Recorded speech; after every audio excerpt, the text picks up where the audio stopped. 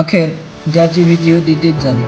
चीनमधील HMPV नावाच्या व्हायरसने भारतात शिरकाव केला आणि फक्त भारतातच नव्हे तर महाराष्ट्रात देखील दाखल झाला आहे. तुमच्या आजूबाजूला साध्या सर्दी खोकल्याला दुर्लक्षित करणारे किती लोक आहेत. पण कल्पना करा, हीच सर्दी एक धोकादायक विषाणूचे लक्षण असेल तर. तुम्हाला माहिती आहे का, HMPV नावाचा एक अदृश्य शत्रू आहे जो साध्या लक्षणांनी सुरू होतो पण गंभीर श्वसन समस्यांपर्यंत तुम्हाला पोहोचवू शकतो. हाच विषाणू आज अनेक लहान मुलं आणि वयोवृद्धांसाठी संकट बनला आहे. आज आपण उलगडणार आहोत HMPVच्या काही धक्कादायक गोष्टी, कारण कधी साधी वाटणारी गोष्ट तुम्हाला मोठ्या संकटात टाकू शकते. ह्यूमन मेटानिमो व्हायरस, ज्याला आपण HMPV म्हणतो, हा एक असा व्हायरस आहे ज्याबद्दल माहिती असणे आपल्यासाठी खूप महत्त्वाचे आहे. हा व्हायरस थेट संपर्कातून, शिंकताना किंवा खोकताना हवेतून पसरतो.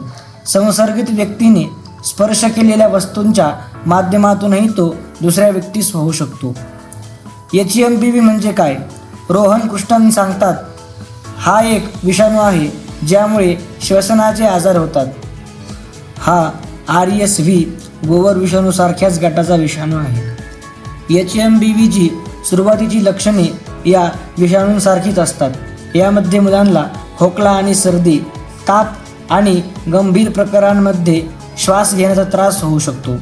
या विषाणूची सर्वाधिक प्रकरणे मुलांमध्ये आढळतात आणि तीही 5 वर्षांपेक्षा कमी वयाच्या मुलांमध्ये जास्त दिसून येतात. HMPV कसा पसरतो?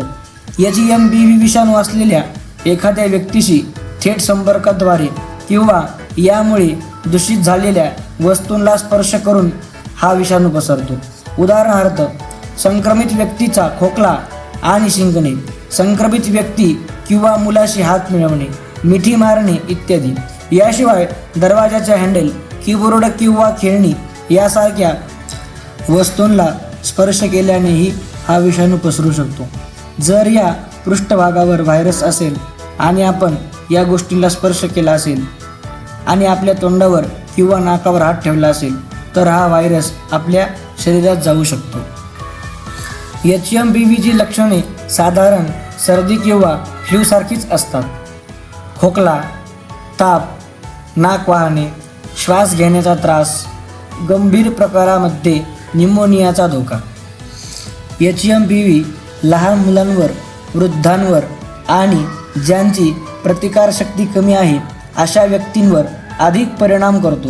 विशेषतः 5 वर्षाखालील मुलांमध्ये याचा प्रादुर्भाव अधिक आढळतो. रोहन कृष्णन सांगतात, जर तुम्हाला किंवा तुमच्या मुलाला अतिशय तीव्र ताप, श्वास घेण्याचा त्रास, त्वचा, ओठ किंवा नखे निळे रंगणे अशी लक्षणे दिसत असतील तर आपण ताबडतोब रुग्णालयात जावे. हा व्हायरस कोविड इतकाच धोकादायक आहे का?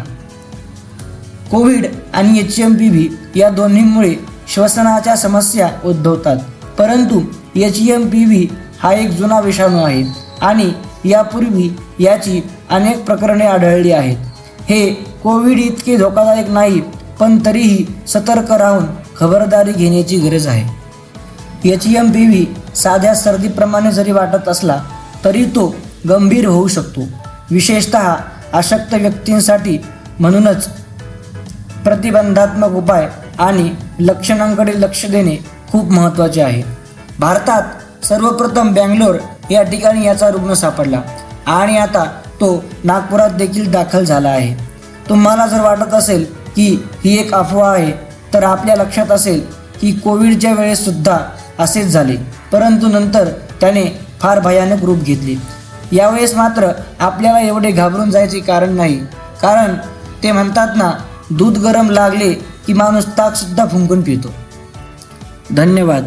आणि यासारख्या अजून अनेक माहितींसाठी आपल्या चॅनलला सबस्क्राईब करा, व्हिडिओला लाईक करा